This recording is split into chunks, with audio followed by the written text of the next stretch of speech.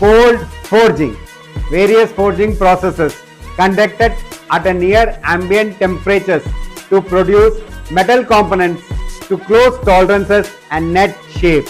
This includes bending, cold drawing, cold heading, coining, extrusion, maybe forward or backward extrusion, punching, thread rolling and others. This type of process or operations are called as cold forging. Cold heading. Cold heading is a process in which plastically deforming metal at ambient temperatures to increase the cross-sectional area of the stock, either a solid bar or tubing, at one or more points along the longitudinal axis. This is also known as heading and upsetting. This is called cold heading.